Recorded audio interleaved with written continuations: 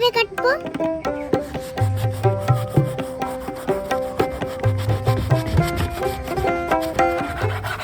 সবগুলো এরকম করেই কেটে নেব।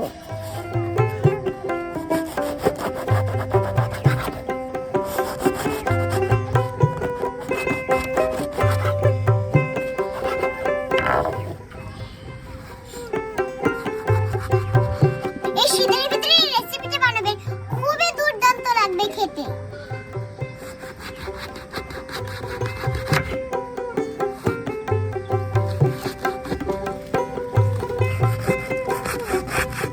রুটি কাটা শেষ, তো এবার আমি সুন্দর মতো বাটিতে সাজিয়ে নেব।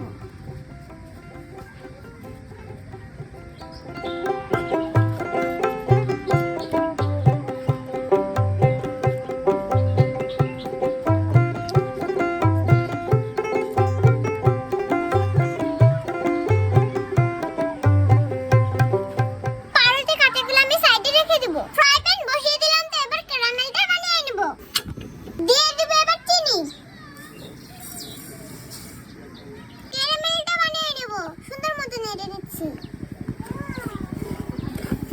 দেখুন কি সুন্দর গলে যাচ্ছে।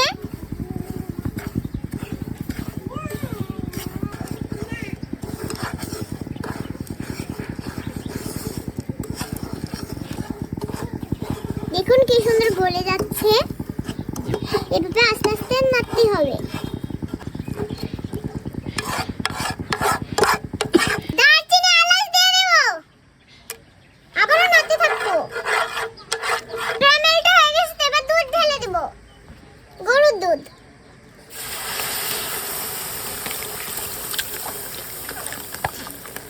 নাড়তে থাকতে হবে, তাছাড়া জমে যাবে। আমি দুধটাকে এরকম নাড়তে নাড়তে ঘন করে নেব। আরেকটা কথা আছে বন্ধুরা, আপনারা ভাবছেন যে ক্যারামেল বানালাম কেন? কারণ ক্যারামেল বানিয়ে দিলে টেস্ট একটু ভিন্ন রকম লাগবে। আপনারা ট্রাই করবেন এইভাবে বাসায়। স্বাদটা দ্বিগুণ করার জন্য দিয়ে দেব গুঁড়া দুধ।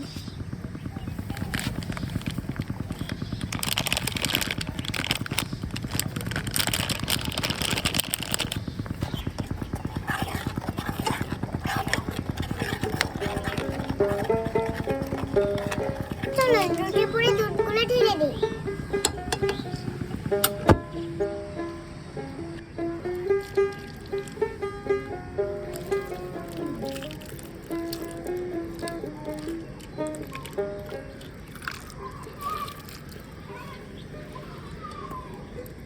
দেখুন কি সুন্দর লোভনীয় একটি নাস্তা হয়ে গেল না?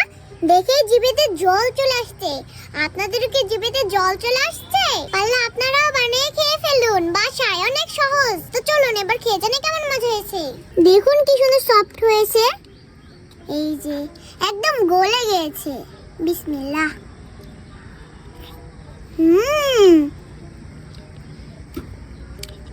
সেই টেস্ট।